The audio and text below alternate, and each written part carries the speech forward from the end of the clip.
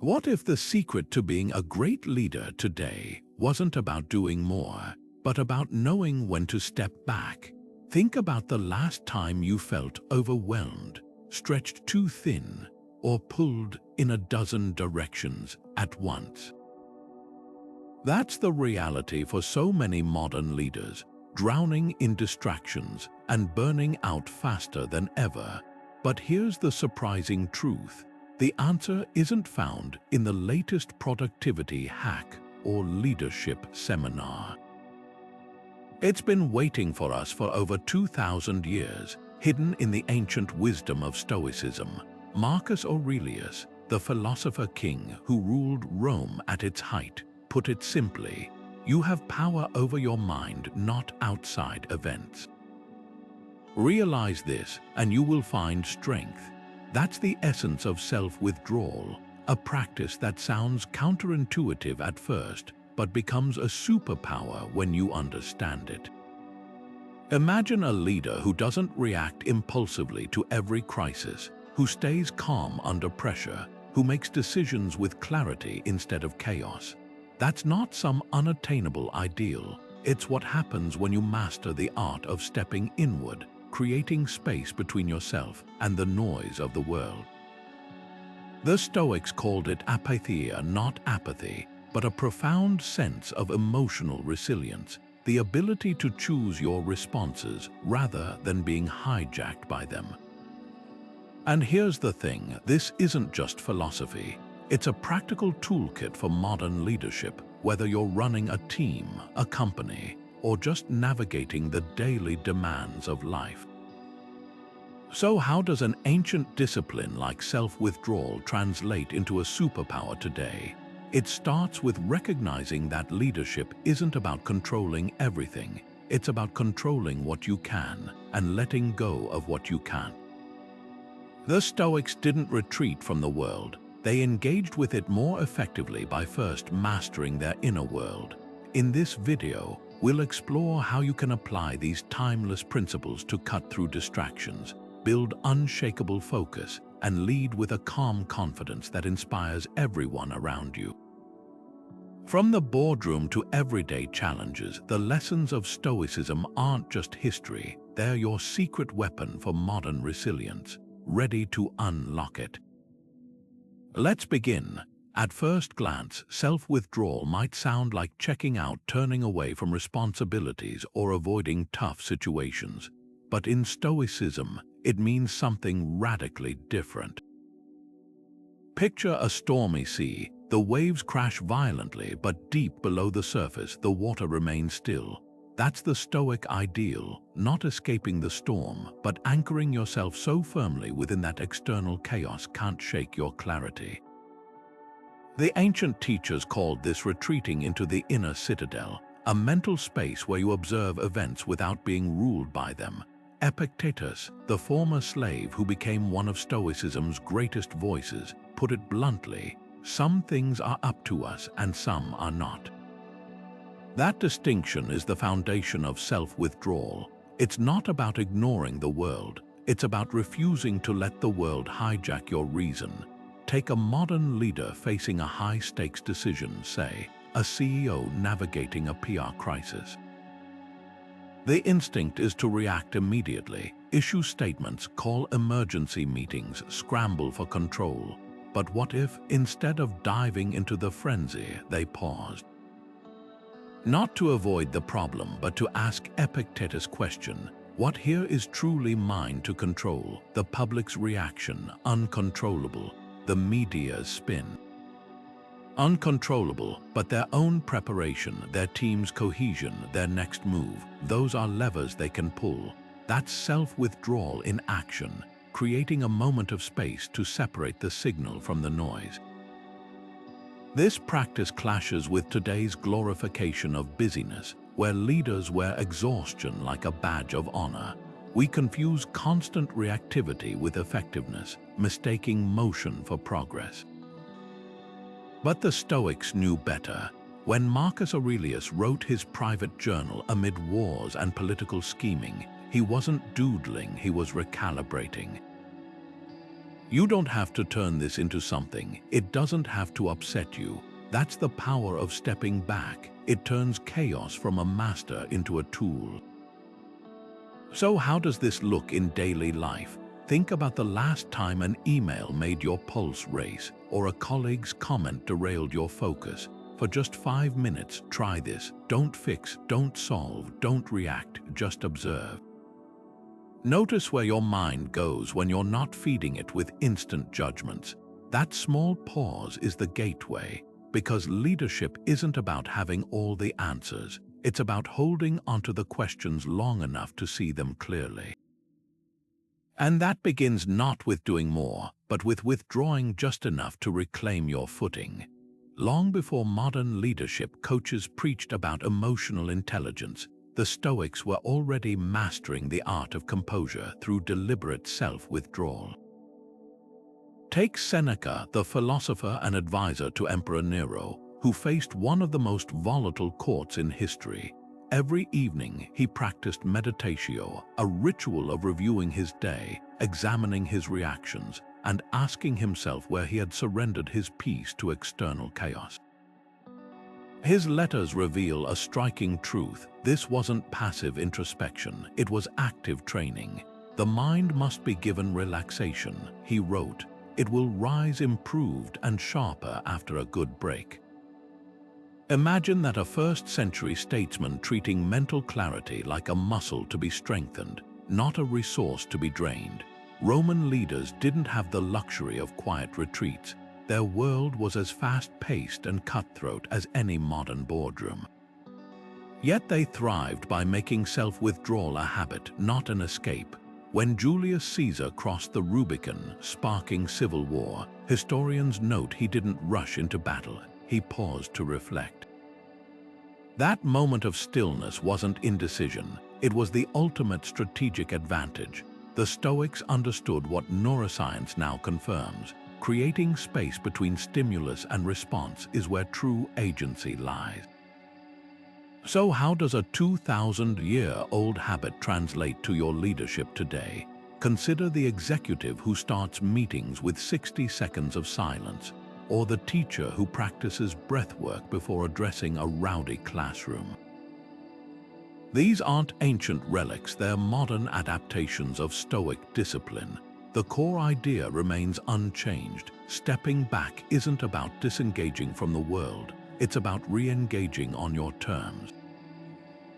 When Seneca faced betrayal or Marcus Aurelius endured war, their power came from knowing that no external event could dictate their inner state unless they permitted it. That's the untapped edge in leadership, not more hustle, but more sovereignty over your attention. The next time you're flooded with demands, ask Seneca's question: what part of this storm is actually mine to weather? Because the chaos of Rome's Senate isn't so different from today's workplace drama, only the scenery has changed. The leaders who endure aren't those who react fastest, but those who pause longest. And that pause begins with a choice as old as philosophy itself, to withdraw not from responsibility, but from reactivity. Modern leadership is drowning in a sea of endless pings, notifications, and demands. What was once a steady stream of decisions has become a fire hose of distractions. The average executive now checks their email 74 times a day, while teams spend nearly 60% of their workweek just managing communication overhead. It's no wonder focus feels like a relic of the past. But here's the paradox: the more we try to juggle everything, the less we actually lead. Seneca saw this coming 2,000 years ago when he warned, "Life is long if you know how to use it." His point wasn't about adding hours to the day. It was about reclaiming them from the tyranny of trivialities. Stoicism's answer to this modern crisis isn't another productivity app or time management hack. It's a radical shift in perspective, treating attention as your most sacred resource. Imagine your mind as a fortified city. Every unnecessary meeting, every compulsive scroll through emails, every urgent request that isn't, these aren't just distractions. They're breaches in your walls. The Stoics didn't have Slack or smartphones, but they understood the deeper challenge. External noise is inevitable, but surrender to it is optional.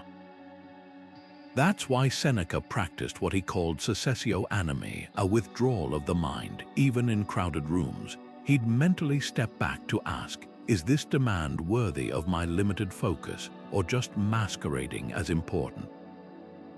Consider a typical Tuesday for a modern manager. Back-to-back Zoom calls, a Slack channel blowing up, and a project deadline looming. The reflex is to multitask, to split attention like a fraying rope. But what if instead they borrowed from Seneca's playbook? What if before reacting they paused to categorize each demand? Is this within my control? Does it align with my core responsibilities? The act of sorting alone creates space, the difference between being pulled by the current and steering the boat. This isn't about working less, it's about leading better. A study at the University of California found it takes nearly 25 minutes to refocus after a single interruption. Now multiply that by the hundreds of daily digital nudges. The cost isn't just time, it's the erosion of clarity, the very quality that defines great leadership. The Stoic solution starts small. Identify one distraction you can eliminate today. Maybe it's turning off notifications for 30-minute deep work blocks, or saying no to that recurring meeting that rarely delivers value. Like Seneca pruning unnecessary commitments to protect his writing time, the goal isn't emptiness, it's creating room for what truly matters. Because here's the truth modern leaders need to hear: you don't owe your attention to every demand.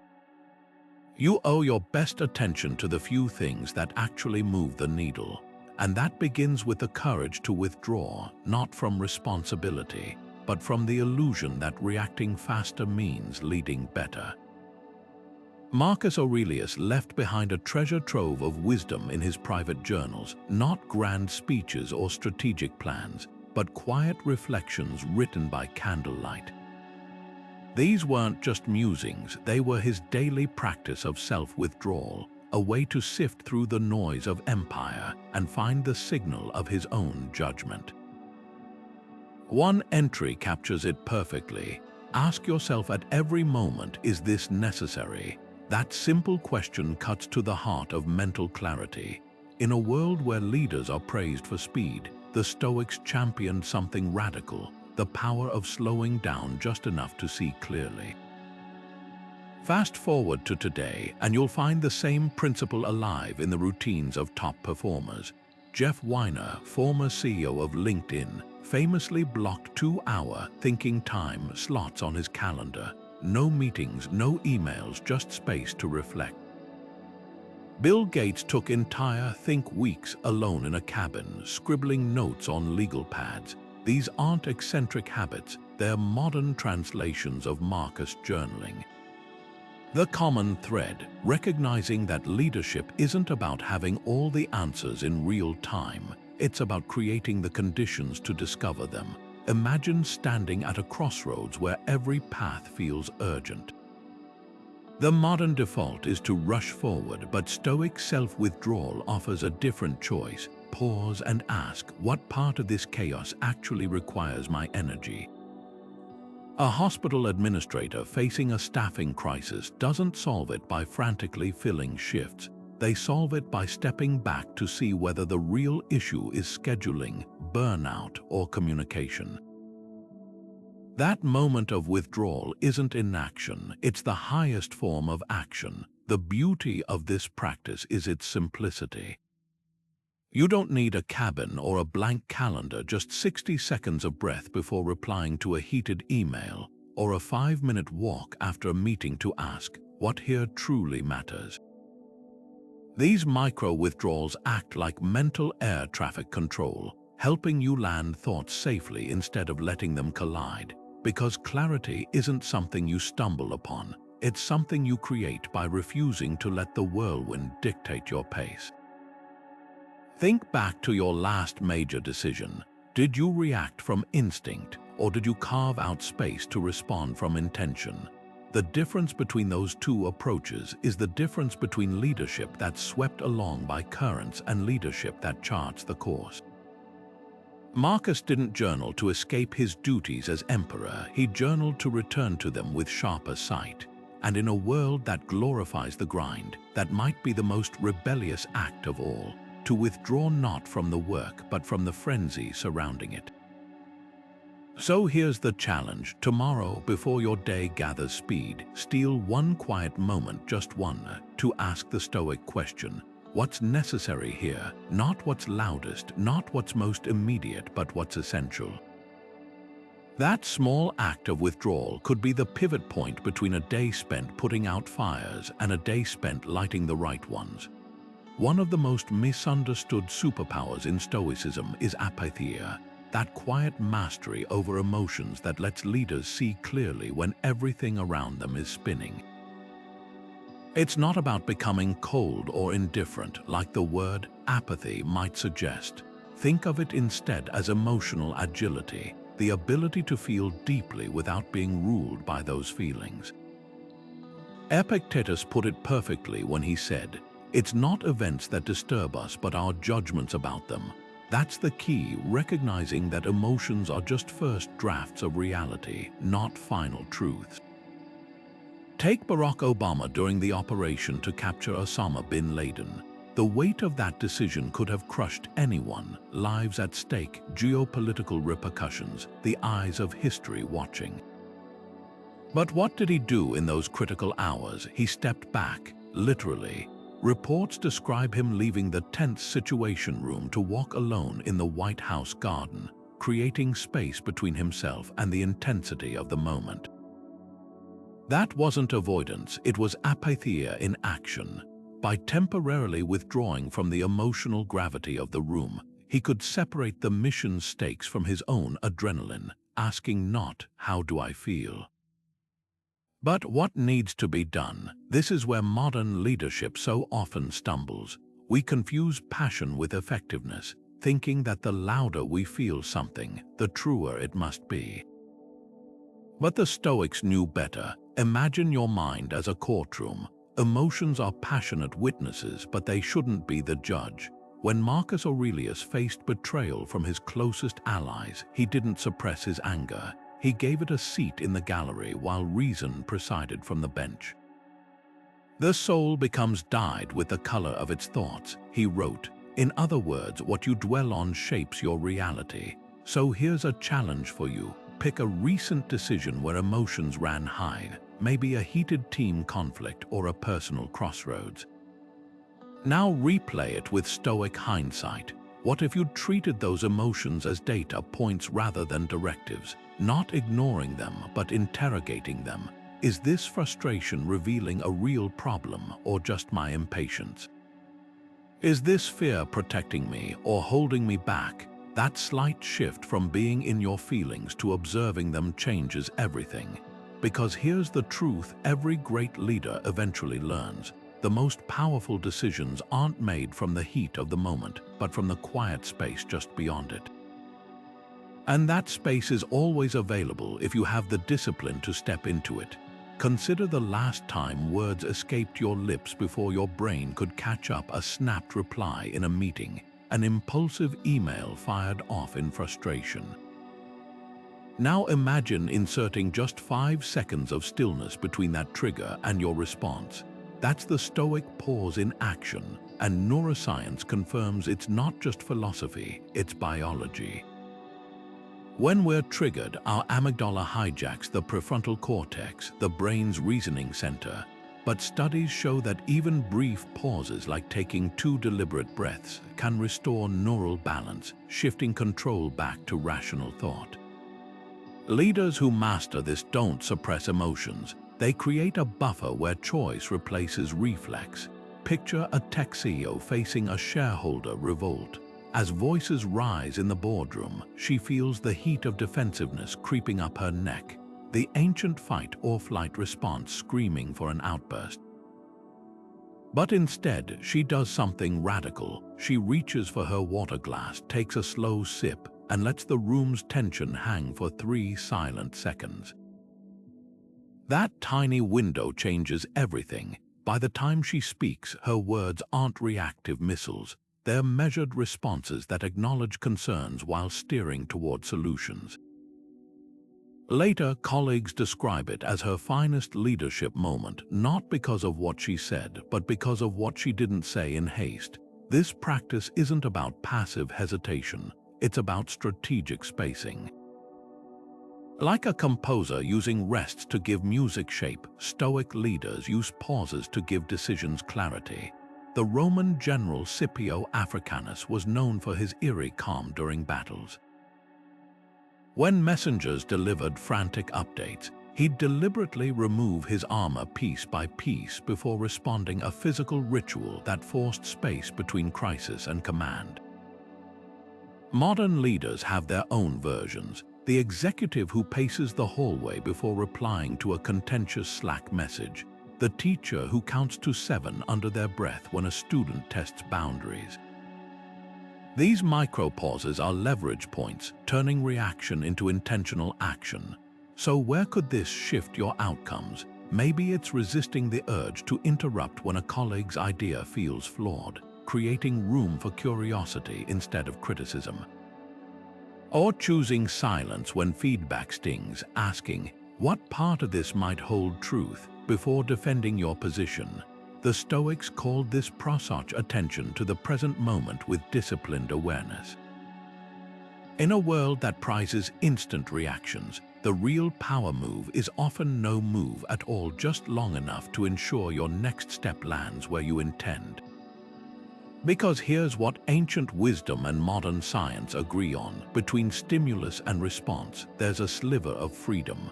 And in that sliver lies your greatest strength as a leader, not the ability to react faster, but the courage to respond wiser. Long before smartphones hijacked our attention spans, Seneca was already diagnosing the disease of distraction. In letters to his friend Lucilius, he complained about people who are busy doing nothing, scattering their focus across trivialities while their real priorities starved for attention. Sound familiar? Today's leaders face a modern twist on this ancient problem, the illusion that being constantly connected means being effective. But digital minimalism isn't just about unplugging. It's self-withdrawal in its purest form, creating space between you and the endless pull of notifications so you can lead with intention. Think of your phone as a Roman marketplace, loud, chaotic, full of vendors clamoring for your attention.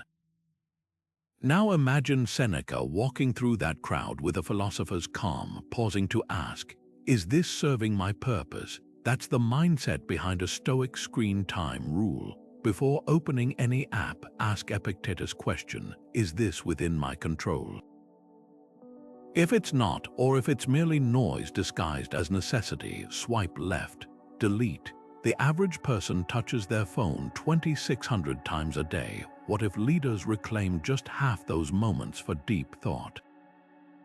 Take the CEO who banned phones from morning strategy sessions, or the teacher who replaced her scrolling habit with 5 minutes of journaling like Marcus Aurelius. These aren't radical acts of defiance, they're deliberate withdrawals from the attention economy. Seneca warned that to be everywhere is to be nowhere, and neuroscience proves him right. Multitasking drops your IQ as much as losing a night's sleep. So here's the challenge. Pick one app that fragments your focus without adding real value. Maybe it's the newsfeed that leaves you agitated but uninformed, or the messaging platform that turns every ping into a false emergency. Remove it for 7 days, not as deprivation but as an experiment in reclaiming what the Stoics called hegemonikon, your ruling faculty. Because true leadership isn't measured in response speed, but in response quality.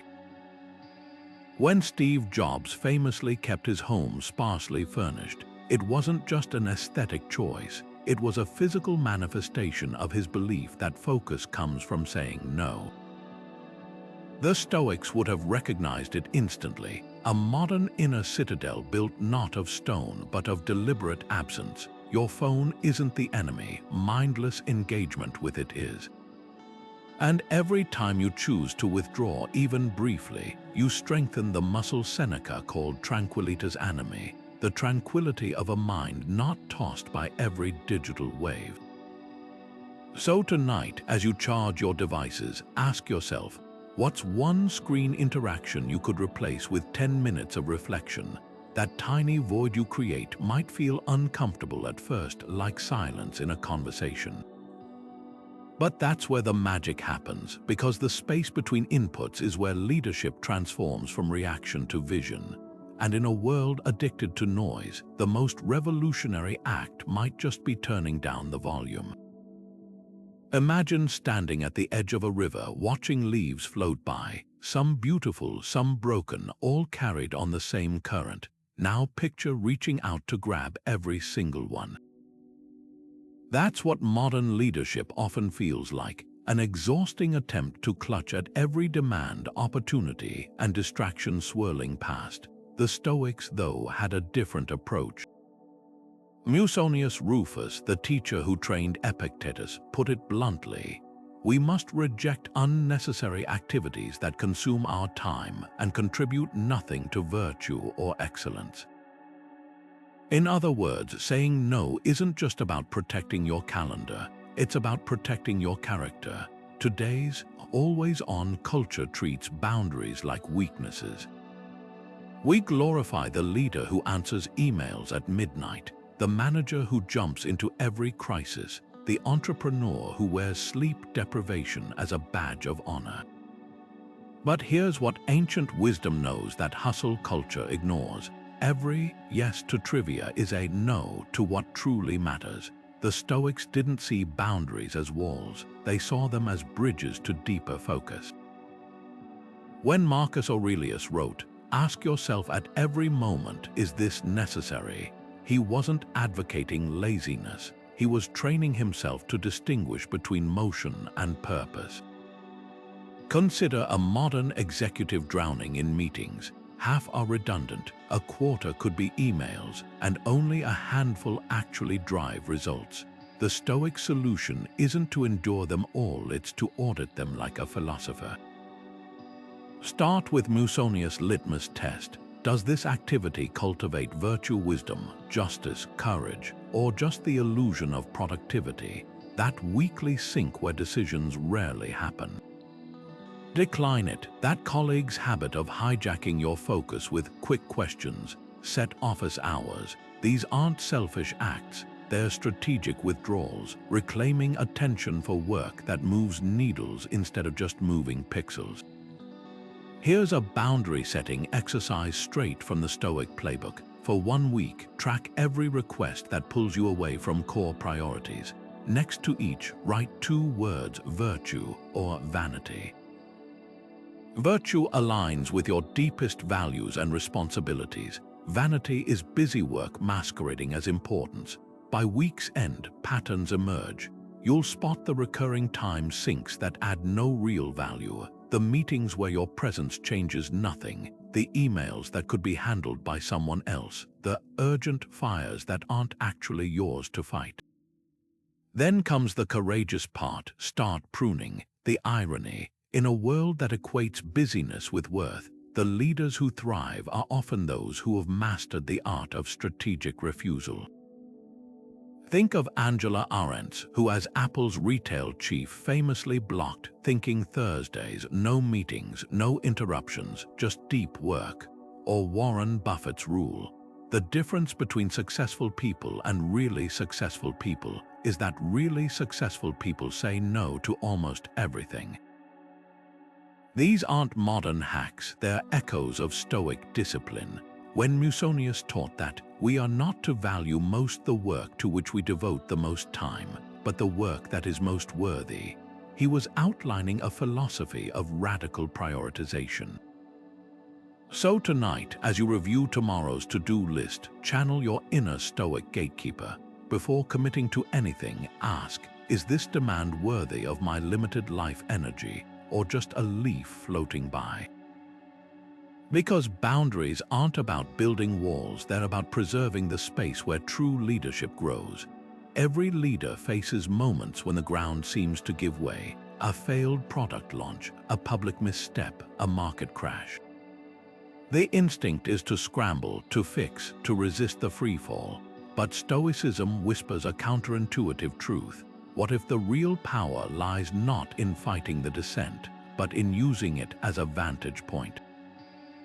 Marcus Aurelius, who ruled Rome through plague and war, wrote in his private journal, "The obstacle becomes the way, not in spite of the obstacle because of it."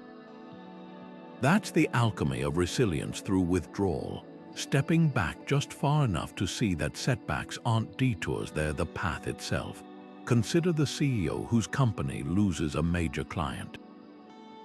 Panic would be natural, rushing to replace the revenue, blaming the sales team, pivoting wildly. But what if instead they borrowed from the Stoic playbook? First, withdraw not from responsibility, but from the emotional tsunami. Then ask, what does this loss reveal about our dependencies? Where might this space create room for innovation? History's most resilient leaders, from Lincoln to Mandela, shared this trait. Their lowest moments became fertile soil for reinvention. The key lies in a mental pivot. When the Stoics talked about turning obstacles into fuel, they weren't preaching toxic positivity. They were engineers of perspective. Imagine a ship's captain caught in a storm. The wind isn't personal, it's just wind. The real danger isn't the waves, it's forgetting you can adjust the sails. Modern research echoes this. Studies on post-traumatic growth show that those who deliberately reflect on adversity, asking, "What can this teach me?" rather than, "Why did this happen to me?" emerge stronger. So here's your challenge. Pick a current frustration, maybe a stalled project or a strained relationship. Now apply Marcus' lens. Instead of asking, "How do I fix this?" try, "How does this reveal what needs attention?" A team conflict might expose unspoken values. A missed deadline could highlight unrealistic expectations. The setback isn't the enemy, the unexamined setback is, because resilience isn't about bouncing back, it's about bouncing forward. When the Roman general Cato lost an entire fleet to a storm, he didn't rage at the gods. He rebuilt with lighter, faster ships solutions that wouldn't have existed without the loss. That's the superpower of Stoic withdrawal, the pause that transforms disasters into diagnostics. Your toughest moment right now, it's not a wall, it's a compass. Silence isn't empty, it's full of answers. The Stoics understood this better than most, treating quiet not as absence, but as a strategic space where clarity takes root. Seneca, who navigated the political whirlwind of Nero's Rome, called silence a remedy for 1,000 troubles, a way to let the mind gather itself. Imagine that, in an empire drowning in intrigue, the emperor's advisor carved out pockets of stillness to hear his own wisdom above the noise. Fast forward 2 millennia, and you'll find the same principle in places like Silicon Valley, where leaders like LinkedIn's Jeff Weiner schedule quiet hours to escape the tyranny of back-to-back meetings. The through line is unmistakable. Whether in ancient marble halls or modern glass offices, the greatest minds have always known that silence isn't passive, it's the ultimate leadership act. Think about the last high-stakes decision you made. How much of it was shaped by the last voice you heard, the most recent email you read, the urgency in someone's tone? Now picture Seneca's alternative, stepping away from the chorus of opinions to consult the one advisor who truly knows the stakes, your own reasoned judgment. This isn't about ignoring input, it's about creating a buffer where external voices don't drown out internal wisdom. When Howard Schultz returned as Starbucks CEO during the financial crisis, his first move wasn't a flurry of directives, it was closing every U.S. store for an afternoon to retrain baristas. The media called it reckless. He called it necessary silence. 3 months later, customer satisfaction scores hit record highs. The Stoic approach to silence goes deeper than just pausing speech. It's about recalibrating your relationship with noise itself. Epictetus, who taught in a bustling marketplace, had students practice focusing amid chaos, not to become indifferent, but to prove that attention is a choice. Today's equivalent might be the executive who turns off notifications during strategic work, or the teacher who starts class with 60 seconds of shared quiet. These aren't breaks from leadership, they are exercises in reclaiming the mental real estate where leadership happens. Here's the challenge hiding in plain sight. Try 5 minutes of deliberate silence during your next work session. Not meditation, not zoning out, active withdrawal from the usual soundtrack of clicks, chatter, and alerts. Notice what surfaces when you're not feeding the machine of reactivity. Maybe it's the solution to a problem you've been circling, or the realization that half your urgent tasks could vanish without consequence. That's the Stoic secret. Silence doesn't just reveal answers, it reveals which questions were worth asking in the first place. Because here's what the noisiest cultures get wrong: the busiest voices aren't always the wisest. When Nelson Mandela prepared for negotiations to end apartheid, he spent months in solitary confinement, not plotting tactics, but mastering his own impulses. Later, he credited that enforced silence with teaching him to listen before speaking and think before listening. That's the untapped edge in leadership today. The courage to step off the treadmill of instant reactions long enough to hear the signal in the static. Your inbox will still be there in 5 minutes, but the insight that changes everything, that only comes when you create space for it to land. There's a reason Marcus Aurelius' private journals survived 2,000 years while empires crumbled. His words endured. Those pages weren't just musings, they were his daily training ground. Every morning and evening, the most powerful man in Rome would withdraw, not from his duties, but into them more deeply, by asking himself 2 simple questions. What's within my control today? What isn't? Fast forward to today, and you'll find Silicon Valley CEOs, special forces operators, and world-class athletes using the same framework in modern journals like the Daily Stoic. Because here's the truth, leadership isn't about having all the answers in the moment, it's about creating the space to find them. Think of Stoic journaling as mental hygiene. Just as you wouldn't skip brushing your teeth, this practice cleans away the buildup of reactive thinking. Ryan Holiday, creator of the Daily Stoic, describes it as the ultimate debrief, a way to separate the signal from the noise. Take a CEO reviewing their day. Instead of fixating on a missed quarterly target, external, uncontrollable, they might focus on how they prepared their team, internal, controllable. That shift isn't just philosophical, it's neurological. Research shows that reflective writing reduces amygdala activity, literally calming the brain's panic button. So how does this play out in practice? Imagine a teacher ending their day with 3 prompts. What lesson landed well? Where did I lose the room? What's one adjustment for tomorrow? Notice what's missing: blame toward administrators, frustration over unruly students.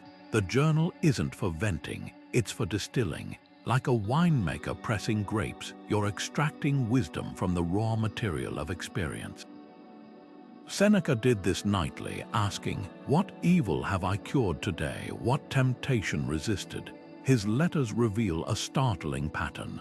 The days he skipped this ritual were the days he later regretted. The magic lies in the structure. A modern Stoic template might look like this. Morning: what's one thing I will own today? What's one thing I'll let go?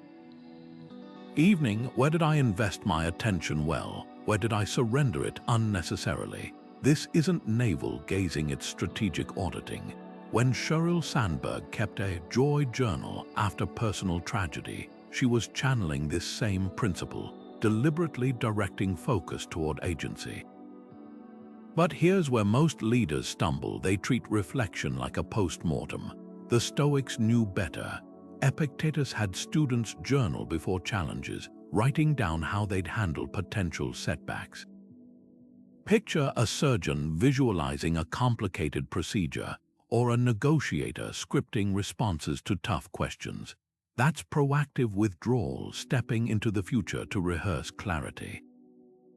Your turn. Tonight, put pen to paper with one variation of Marcus' question: what moment today tested my equanimity?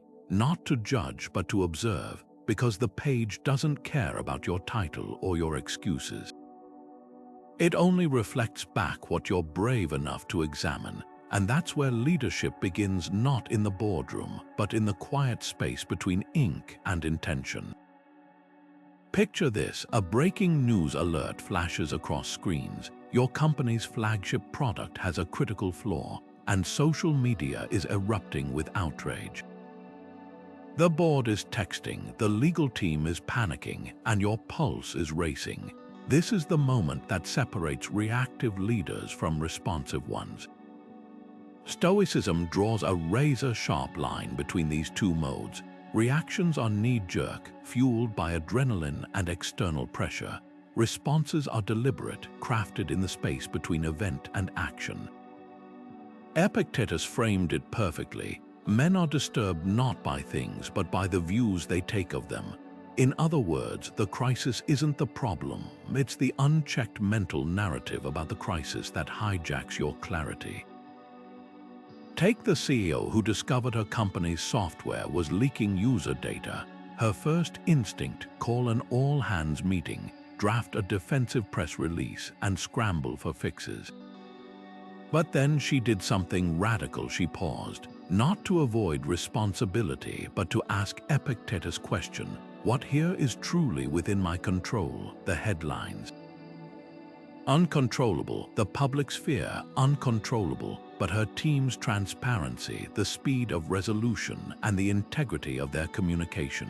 Those were levers she could pull. So instead of reacting to the frenzy, she responded to the facts. Within hours, her team issued a clear action plan, offered free identity protection, and personally contacted affected users. The result: what could have been a brand-destroying firestorm became a case study in accountability. This distinction between reaction and response isn't just philosophical, it's biological. When the amygdala detects threat, it floods the body with cortisol, narrowing vision and prioritizing speed over accuracy. That's why reactive decisions often backfire. They're made by the part of your brain optimized for escaping lions, not navigating PR crises. But here's the Stoic hack: simply labeling an emotion, "I'm feeling defensive right now," activates the prefrontal cortex, restoring balance. It's like giving your inner CEO the reins back from your inner caveman. So where does this show up in your leadership? Maybe it's the email that makes your jaw clench, or the meeting where someone takes credit for your idea.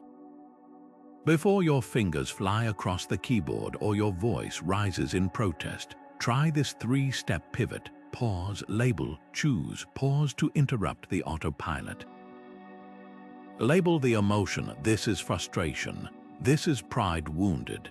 Then choose your next move from reason, not reflex, because here's the secret every great leader learns eventually: the person who can create the most space between trigger and action holds the real power.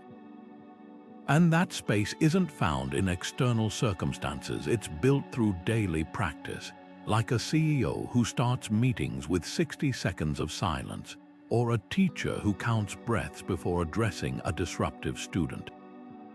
These micro moments of withdrawal are where reactivity transforms into responsibility, the ability to shape outcomes rather than be shaped by impulses. So tonight, replay one moment from your day where emotions ran hot. Ask yourself, was that a reaction or a response? the answer might reveal more about your leadership than any performance review ever could. There's an ancient Stoic exercise that sounds counterintuitive at first, imagining everything that could go wrong, not to dwell in doom, but to disarm fear's grip. The Romans called it premeditatio malorum, the premeditation of evils. Picture a general before battle visualizing every possible setback, ambushes, weather turning, supply lines cut. By mentally rehearsing these scenarios, he wasn't inviting disaster, he was stripping it of its power to surprise. That's the paradox at the heart of this practice. By courageously facing what we fear, we often find we had less to fear all along. Modern psychology confirms what Seneca knew, that uncertainty fuels anxiety far more than reality. Studies show that when people vividly imagine worst-case scenarios, their brains begin to recognize them as familiar territory, reducing the amygdala's panic response. Take a leader preparing for merger negotiations. Instead of just envisioning success, they might ask, what if the other side walks out? What if our numbers get leaked? By mentally walking through these possibilities, they're not manifesting failure, they're building contingency muscles. When LinkedIn's Jeff Weiner practices compassionate management, he uses a version of this, anticipating team conflicts before they arise so he can respond with clarity rather than react with emotion. Seneca took this further with his evening review. Before sleep, he'd mentally revisit the day's events, not just the wins but the stumbles, and then project forward. What if tomorrow I lose my status? My health, my closest relationships? This wasn't pessimism, it was emotional inoculation. By regularly touching these fears in his mind, he reduced their ability to shock him in life. His letters reveal a profound insight. He who has anticipated the coming of troubles takes away their power when they arrive. Here's how to apply this today. Think about an upcoming challenge, maybe a performance review or a difficult conversation. Now, close your eyes and vividly imagine 3 specific things going wrong. Your key point gets misunderstood, emotions flare, the conversation stalls. For each scenario, mentally rehearse your calm response. Not a perfect solution, just steady next steps. This exercise isn't about predicting the future. It's about proving to yourself that even in the worst case, you won't collapse, you'll adapt. The magic lies in the shift from what if to even if. When a tech CEO practices this before a product launch, they're not inviting disaster, they're rehearsing resilience. Because anxiety thrives in the vague space of imagination but dissolves under the bright light of examination. By walking willingly into the mental fire, you emerge fireproof. So tonight, try Seneca's version. As you review your day, ask not just what went well, but what could have gone better. Then take it further. Imagine tomorrow's potential stumbles. Not to dwell on them, but to drain their power to derail you. Because true confidence isn't the absence of fear. It's the quiet certainty that whatever comes, you've already met it in your mind and found your footing. Modern hustle culture wears busyness like a crown, as if the more overloaded your schedule, the more valuable you must be. But 2,000 years ago, Seneca saw through this illusion with startling clarity. In On the Shortness of Life, he wrote, "It is not that we have so little time, but that we lose so much." Think about that for a moment. The average person lives around 30,000 days, yet how many are frittered away on tasks that leave no mark? The Stoic approach to time isn't about squeezing more in. It's about ruthlessly protecting what matters. Consider the executive who brags about working 80-hour weeks, yet can't name the last meaningful conversation they had with their child. Or the entrepreneur who burns through 12-hour days chasing metrics that don't move the needle. Seneca called this being busy with life's traps, a mistaking motion for progress. His remedy was a radical priority filter. Does this align with my purpose? Not, is this urgent? or will this impress others, but does this serve what I've defined as a life well lived? Here's where Stoic time management becomes actionable. Start by auditing one habitual time waster. Maybe it's the 30 minutes lost to social media scrolling each morning, or the weekly meeting that never produces decisions. Apply Seneca's filter. If I eliminated this, would my core purpose suffer? If the answer's no, you found low-hanging fruit. A tech CEO client of mine discovered that saying no to just 2 recurring meetings freed up 6 hours a week, time he reinvested in strategic planning and family dinners. That's the Stoic shift, treating minutes like currency, spending them only where they yield meaning. The contrast with modern hustle culture couldn't be starker. Where hustle glorifies exhaustion, Stoicism champions intentionality. Where hustle measures worth by output, Stoicism measures it by alignment. When Warren Buffett famously said, "The difference between successful people and really successful people is that really successful people say no to almost everything," he was channeling Seneca's wisdom.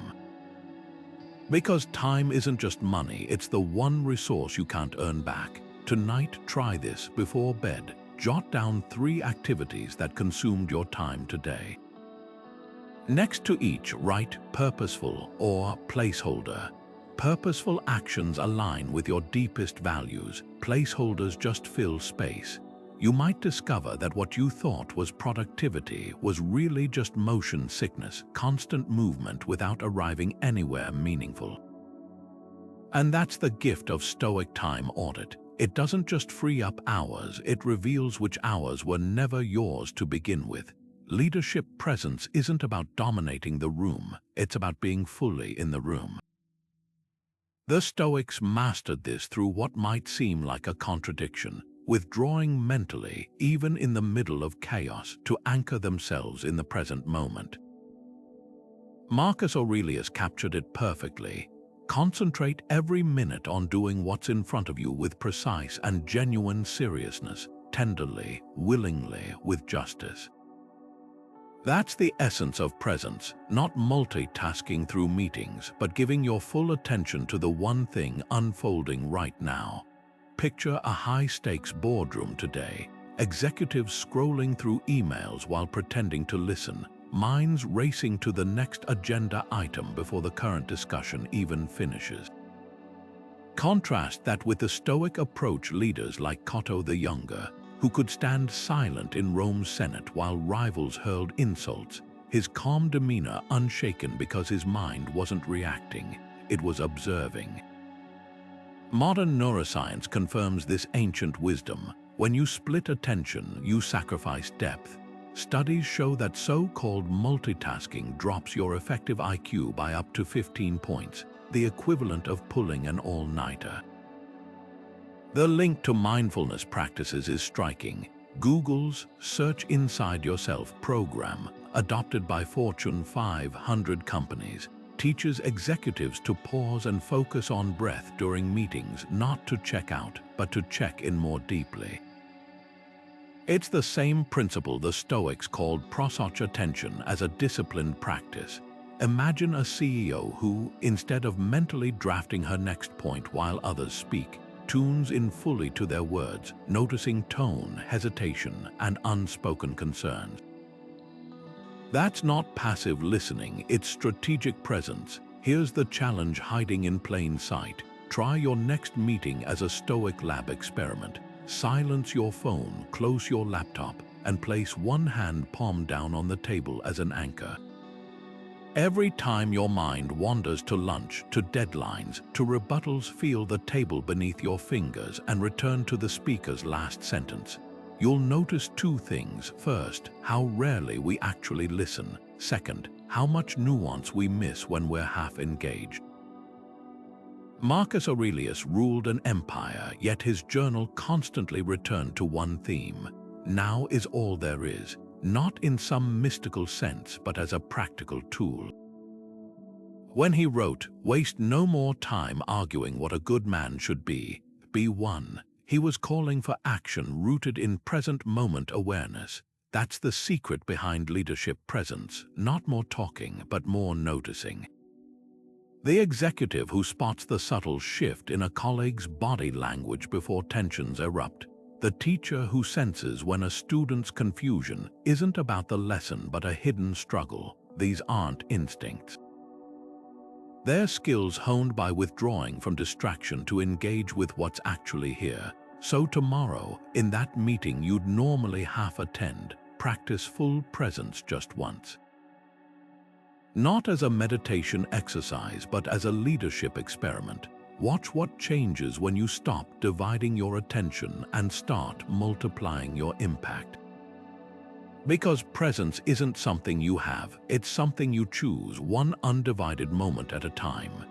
There's a mental exercise the Stoics practiced that might feel unsettling at first, until you realize its power. They called it the view from above, and it's as simple as it is transformative. Imagine floating high above the earth, watching your life unfold from a cosmic distance. Marcus Aurelius described it like this: think of the universal substance, of which you have a very small portion, and of universal time, of which a brief and momentary interval has been assigned to you. At first glance, that might sound bleak, but here's the twist. It's actually liberating, because when you see your problems from that vantage point, their true scale becomes clear. That argument with a colleague, the missed deadline, the project that feels like life or death, from 10,000 feet, they're barely visible. Now apply this to leadership. Picture a founder agonizing over a product launch. Every detail feels catastrophic. But when they step back and ask, how will this decision look in 5 years? The picture shifts. The color of the packaging won't matter. The one-day delay won't register. What will remain is whether they acted with integrity, whether they learned, whether they strengthened their team. That's the view from above in action, not dismissing challenges but seeing them in proportion. History's greatest strategists used this tool instinctively. When Dwight Eisenhower planned D-Day, he faced unimaginable pressure. Millions of lives hung in the balance. But his diaries reveal a habit of writing letters to himself, imagining how the invasion would be judged by history. That mental distance didn't numb him to the stakes. It clarified which decisions truly mattered. The same principle works in boardrooms today. A CEO deciding whether to lay off staff might feel trapped in the emotion of the moment until she asks, what legacy does this choice create? Suddenly, the path forward sharpens. Here's how to practice it. Next time you're stuck on a problem, close your eyes and visualize lifting above it, not to escape but to survey. See the office buildings as tiny blocks, the people as specks, your desk just one point in a vast network. Then zoom back in, carrying that perspective with you. Notice what changes. The petty office politics, they lose their grip. The innovation you've been postponing, it gains urgency, because the view from above isn't about diminishing your life, it's about expanding your vision to lead with what endures. Marcus often returned to this idea in his journals, reminding himself that the universe is change, life is opinion. In other words, our struggles are shaped by how tightly we hold them. The leader who masters this exercise doesn't ignore daily fires. They stop mistaking them for the entire forest. So tonight, try this. Write down one current stressor, then beside it, answer, will this truly matter in 5 years? The answer might surprise you and free you to focus on what will. One of the most dangerous myths in modern leadership is that confidence must be loud, that vision requires arrogance. The Stoics called this out 2 millennia ago with a radical alternative: ego death as the ultimate leadership upgrade. While today's business culture often confuses self-promotion with strength, Marcus Aurelius ruled an empire by writing himself reminders like, "You're just a little soul carrying around a corpse," not to diminish himself, but to free himself from the distorting weight of self-importance. This is the paradox at the heart of Stoic humility. By stepping back from the illusion of our own centrality, we actually become more effective at moving things forward. Take the founder who built a thriving startup only to hit an invisible ceiling, not from market conditions, but from his own unchecked ego. He micromanaged every decision, dismissed dissenting opinions, and took credit for team breakthroughs. Sound familiar? The turning point came when a trusted advisor handed him a dog-eared copy of Epictetus' Discourses, open to a highlighted passage. If you wish to improve, be content to appear clueless or stupid in extraneous matters. That stung, but it also sparked a transformation. He began delegating strategic projects to junior team members, publicly crediting others' contributions, and even admitting when he lacked expertise. The result, within 6 months, innovation skyrocketed, turnover plummeted, and revenue grew faster than ever. The business didn't need him to be the hero, it needed him to get out of the way. Epictetus, who taught in a marketplace surrounded by Rome's elite, saw through the emptiness of status games. If someone tried to take control of your body and hand you over to a passerby, you'd be furious. Yet you hand over your mind to anyone who insults you, allowing your moods to be stirred by their malice. That's the modern leadership trap in a nutshell, confusing external validation with real progress. Think of the executive who prioritizes press coverage over product quality, or the manager who can't acknowledge mistakes for fear of looking weak. Their teams see through the facade, and engagement suffers precisely because the leader's ego is the loudest voice in the room. Here's the litmus test. When was the last time you genuinely said, "I was wrong," to your team?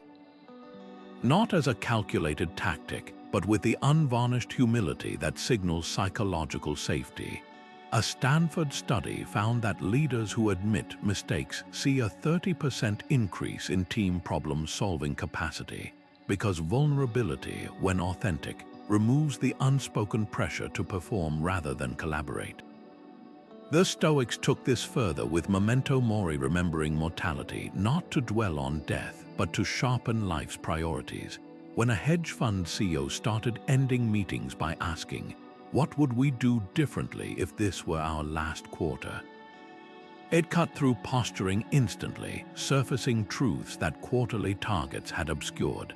So where might your own ego be distorting your leadership lens? Perhaps it's the reluctance to delegate mission-critical tasks, or the subtle need to be the smartest person in every discussion. Maybe it's the defensiveness that flares when someone questions your approach. Try this Stoic exercise for 1 week. Track every instance where your internal narrative insists, "I should be," or "they must see me as." That's your ego's fingerprint. The goal isn't self-flagellation, it's awareness, because leadership isn't about shrinking from your strengths. It's about expanding beyond your self-imposed limits. The most transformative leaders throughout history, from Nelson Mandela to Jacinda Ardern, shared this trait. Their authority grew not from inflated self-regard, but from the quiet confidence to serve something larger than themselves. As Seneca wrote to Nero's power-hungry court, "No wind favors the ship that has no port." When your leadership isn't anchored in proving your worth, you become free to navigate toward what truly matters. That's the ultimate power move, letting go of the need to be seen as powerful. Zeno of Citium, the founder of Stoicism, once spoke so succinctly that when a young philosopher asked him to define wisdom, he replied with just 2 words, well-listening silence. That's all. No grand lecture, no elaborate treat, is just precision honed to its sharpest point. In an age where communication is measured in word counts and airtime, there's a quiet power in mastering the art of saying more by saying less. Think about the last rambling email you received, paragraphs of jargon where a single sentence would have sufficed. Now contrast that with leaders like Jeff Bezos, who banned PowerPoint in Amazon meetings in favor of 6-page narrative memos, or Satya Nadella's habit of distilling complex strategies into 3-word mantras like cloud first, mobile first. The difference isn't just efficiency, it's clarity forged through restraint. The Stoics understood that brevity isn't about scarcity, it's about respect. Respect for your audience's time, respect for the weight of words, and respect for the truth that complexity often masks uncertainty. When Marcus Aurelius wrote, "Waste no more time arguing what a good man should be." Be one. He wasn't just offering life advice, he was modeling communication stripped to its essence. Fast forward to modern research, and you'll find the same principle validated.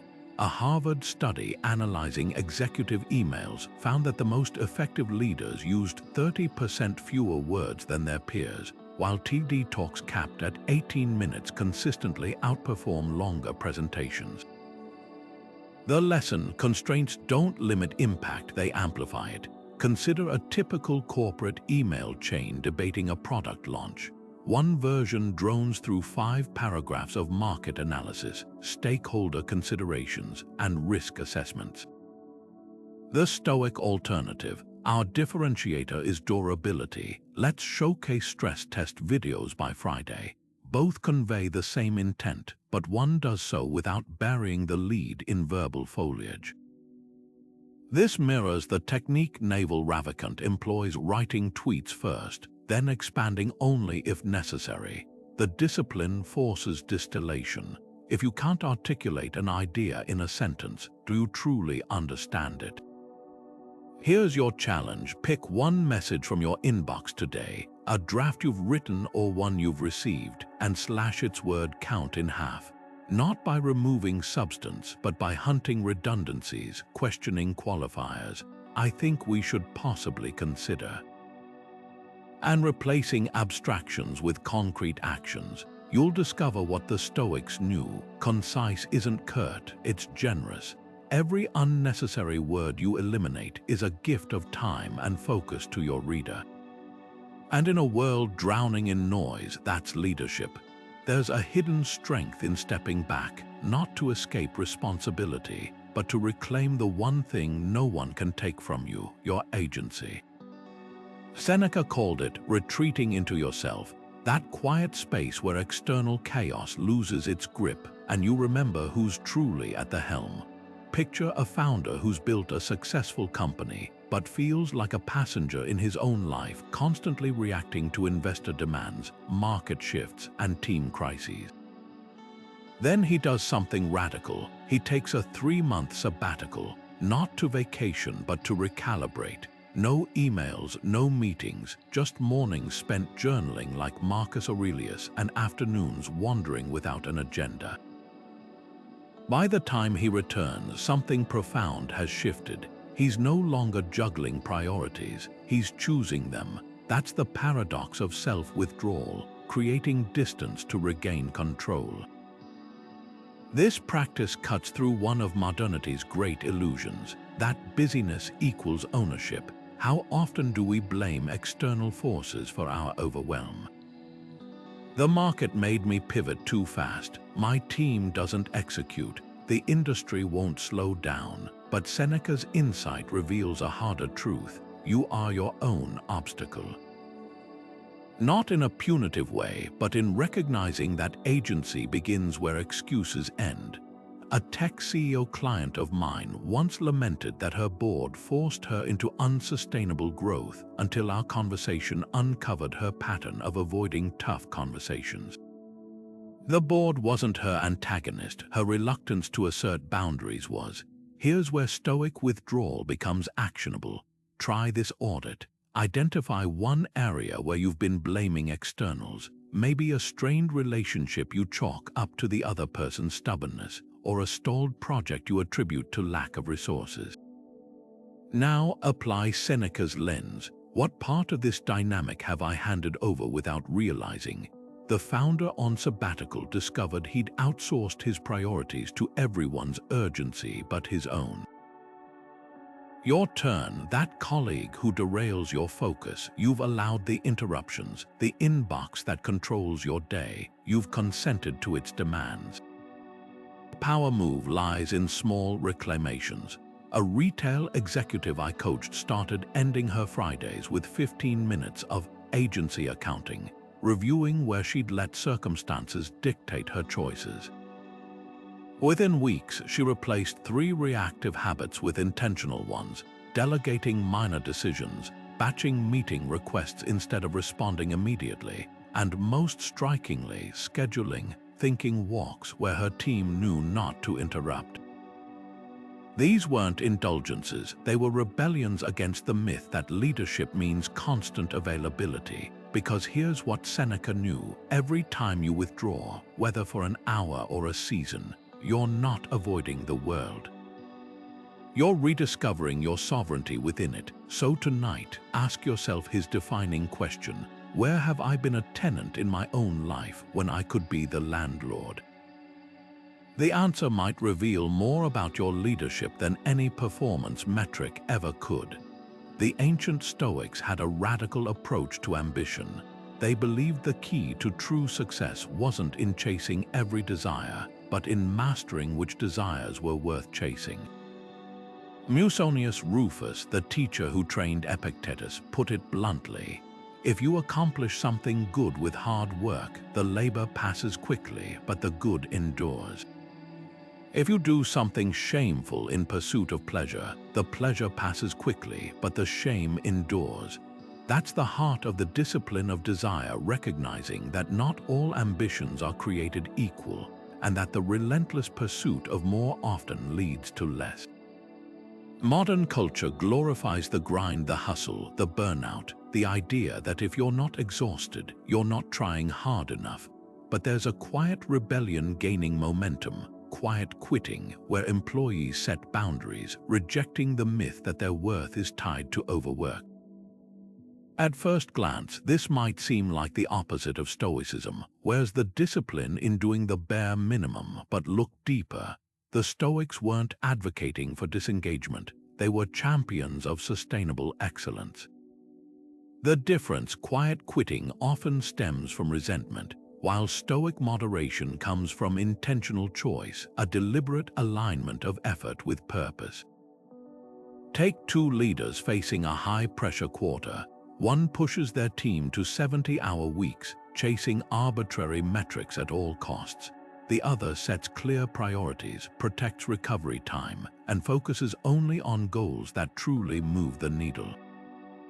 Both might hit their targets, but the first burns out their team while the second builds resilience. That's the Stoic edge, knowing that endurance isn't about how much you can take, but how wisely you distribute the weight. Seneca captured this when he wrote, "It is not that we have a short time to live, but that we waste much of it." The discipline of desire asks, what are you wasting your energy on that doesn't serve your deeper mission? Here's where it gets practical. Think about your own ambitions, not just the big, shiny goals, but the daily cravings for validation, convenience, or control. Maybe it's the urge to check emails after hours to feel productive, or the habit of comparing your progress to someone else's highlight reel. Musonius called these the false hungers, the desires that masquerade as needs but leave you emptier than before. The antidote: temperance, not deprivation but discernment. So here's your challenge. Pick one desire you could temper today, not to reject it entirely, but to question it. If it's the need to always be right, try saying, "I don't know," in your next meeting. If it's the compulsion to multitask, single task for just 30 minutes. Like a sculptor chipping away excess stone to reveal the form within, each act of moderation clears space for what truly matters, because the Stoics knew a secret modern leaders are just rediscovering: the less you crave indiscriminately, the more you achieve intentionally. The irony: in a world obsessed with more, the real power lies in knowing when to say enough, not as surrender but as strategy, because the disciplined mind doesn't just endure, it thrives by choosing its battles wisely. And that's a lesson as old as philosophy and as urgent as today's to-do list. Sleep wasn't just downtime for the Stoics, it was sacred preparation. Seneca, who advised emperors by day, slept on a thin, hard mattress by choice, not poverty.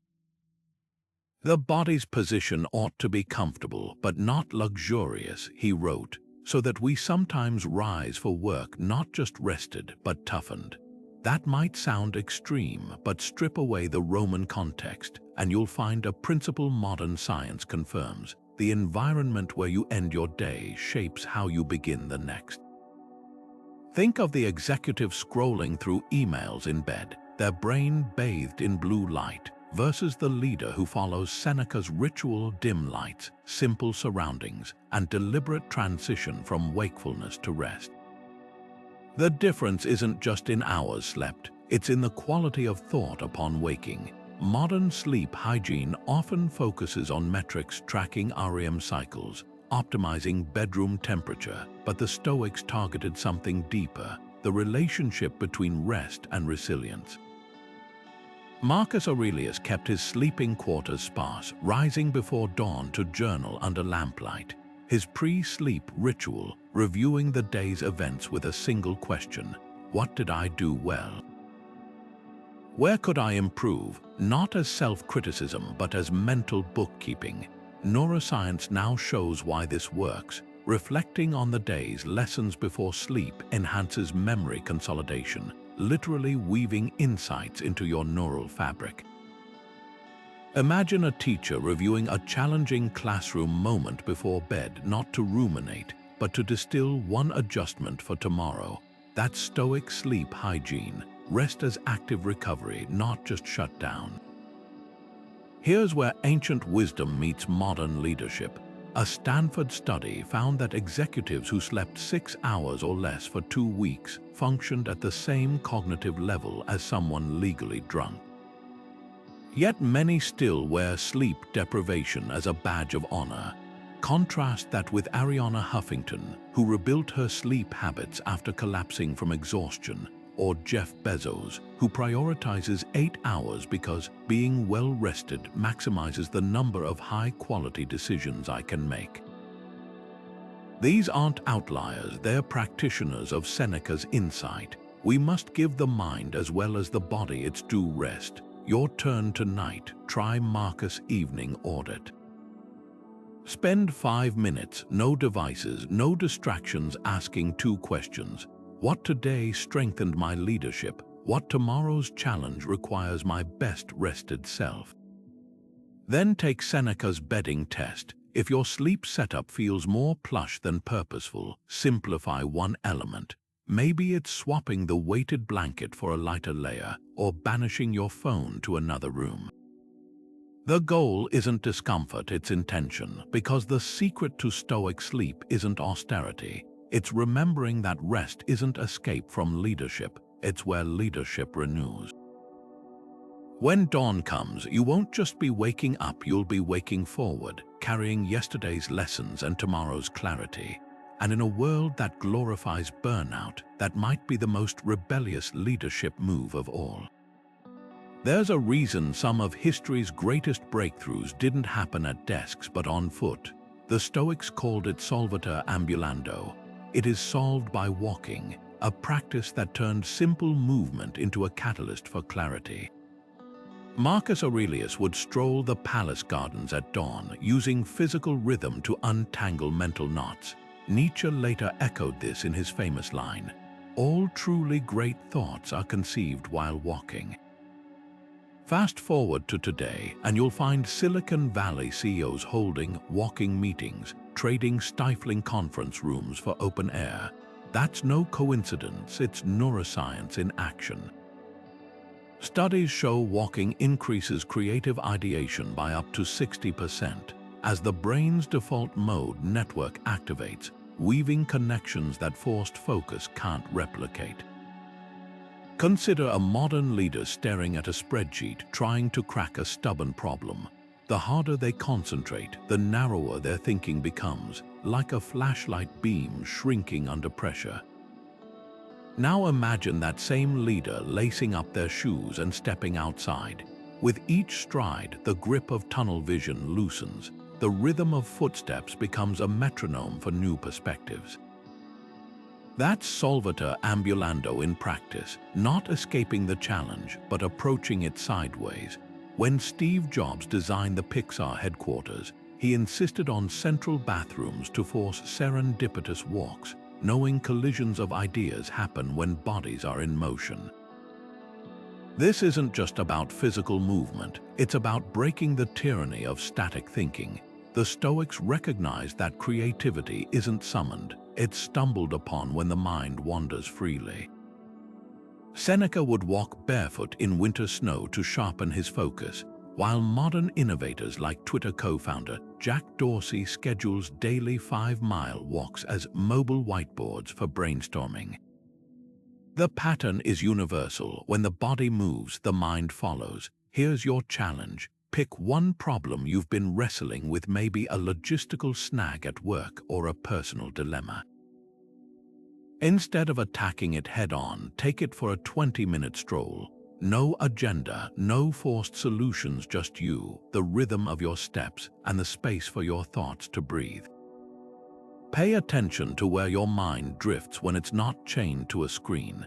Notice how the problem shifts shape when viewed against the backdrop of rustling leaves or city streets.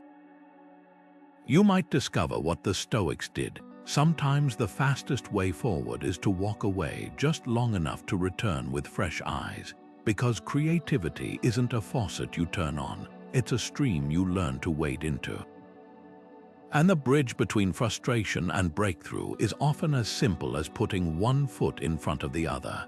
Marcus Aurelius ruled an empire stretching from Britain to Egypt, yet his journals reveal a surprising leadership secret. He didn't try to do it all himself. While lesser leaders hoarded power, the philosopher king wrote, "It is ridiculous not to escape from one's own vices, which is possible, while trying to escape the vices of others, which is impossible." That's Stoic delegation in a nutshell, focusing ruthlessly on what only you can do and trusting others with the rest. Picture Rome's sprawling bureaucracy, tax collectors, legion commanders, provincial governors, all operating without the emperor's fingerprints on every decision. Aurelius understood that true control isn't about holding all the strings. It's about ensuring the right people hold the right ones. Modern micromanagement would have baffled him. The leader who obsesses over font choices in team presentations while strategic priorities gather dust isn't demonstrating diligence. They're confessing a lack of trust in their own hiring. Research from Stanford reveals the cost. Teams with micromanagers show 50% lower morale and 30% slower decision-making. Contrast that with a tech CEO who transformed her struggling startup by applying Aurelius' principle. After months of burnout from approving every minor expense, she conducted a brutal audit. What tasks am I doing that only I can do? The list was shockingly short: vision casting, key hires, and investor relations. Everything else delegated with clear boundaries but no hovering. Within quarters, innovation accelerated as her team stepped into ownership and her calendar opened for true leadership. The Stoic art of delegation hinges on two questions Aurelius would have loved. What will crumble if I don't do it myself? And what's the cost of my involvement? A hospital administrator learned this when he stopped attending routine nurse shift meetings, not because they weren't important, but because his presence stifled honest discussion. The result: frontline staff solved staffing bottlenecks faster without the boss's shadow looming.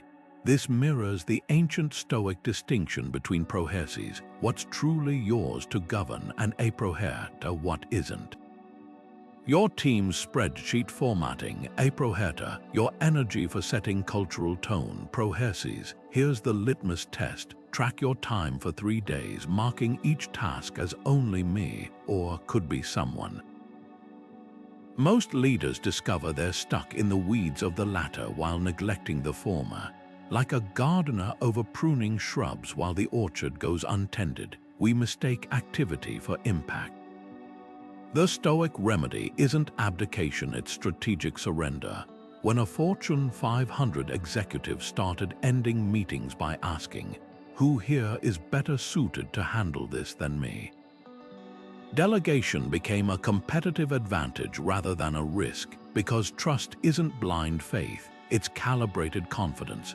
Aurelius didn't hand provinces to untested sycophants. He appointed competent governors, gave them objectives, then focused on his unique role, steering the empire's moral compass.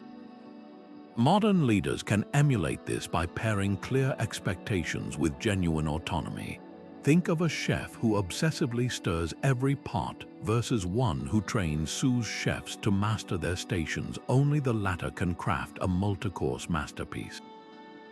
Your team's potential is waiting in the wings. The real question is, what's your empire, and are you ruling it or strangling it? Here's the paradox every leader eventually faces. The harder you grip, the less you actually hold. The Stoics called this the dichotomy of control, a simple but brutal truth that separates what's truly yours to command from everything else.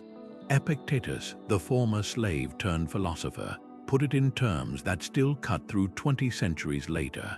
Some things are up to us and some are not. At first glance, that sounds passive, almost defeatist, but when you see it in action, it becomes the ultimate power move. Take the startup founder who poured 2 years into a product only to watch early users shrug. The instinct doubled down, more features, louder marketing, frantic pivots. But here's what happened when she applied Epictetus' filter. She realized she couldn't control market fit, but she could command her team's agility. Instead of forcing the original vision, she led a 30-day listen and build sprint, interviewing users, stripping the product to its core, and relaunching with just 3 essential functions. The result, traction, came not from her insistence on being right, but from her willingness to let go of what was never hers to decide in the first place. This is where most modern leadership training gets it backward. We're taught to control the narrative, manage perceptions, steer outcomes, but the Stoics knew better.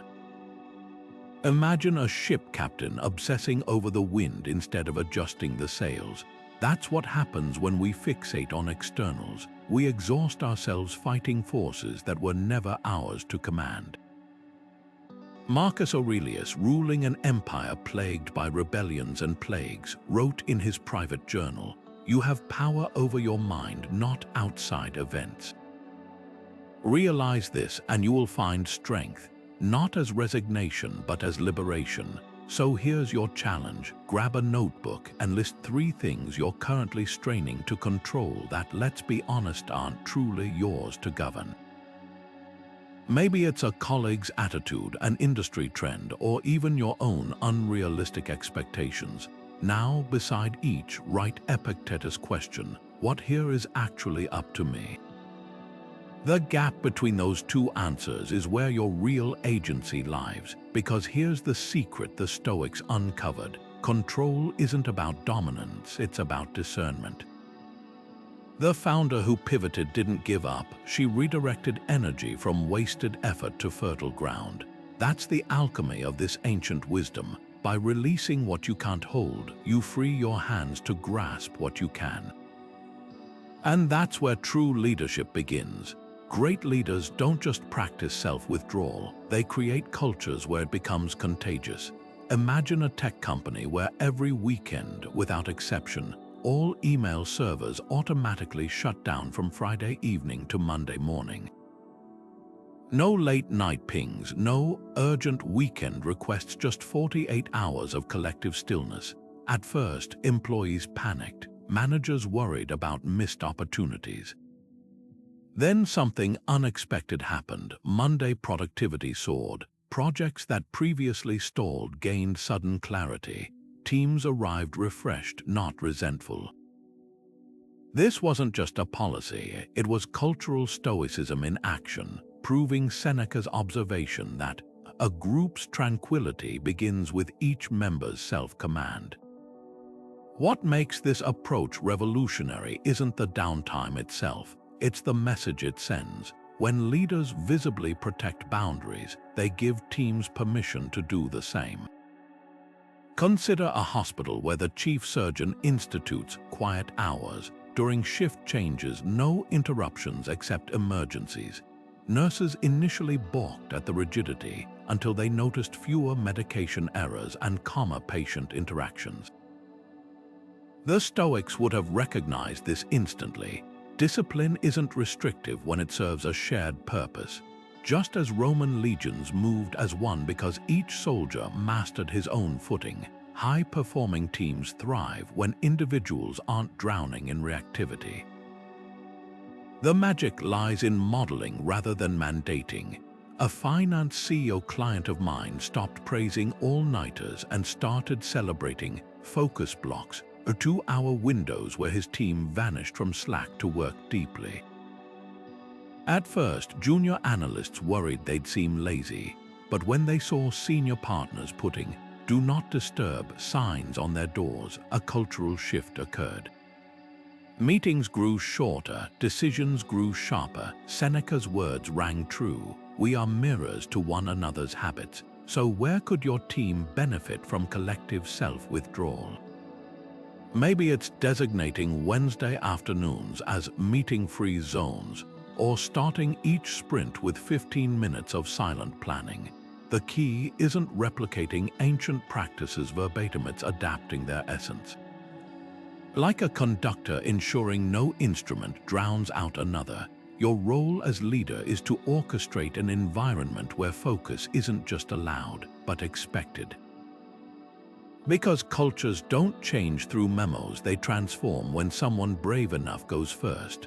At the heart of leadership mastery lies a quiet revolution, not in what we add to our days, but in what we courageously subtract. Self-withdrawal isn't retreat, it's the ultimate power move, transforming knee-jerk reactions into intentional responses. Think of it like this: every time you pause before replying to that inflammatory email, every morning you spend journaling instead of scrolling, every moment you detach from the chaos to consult your inner compass, you're not just managing your time.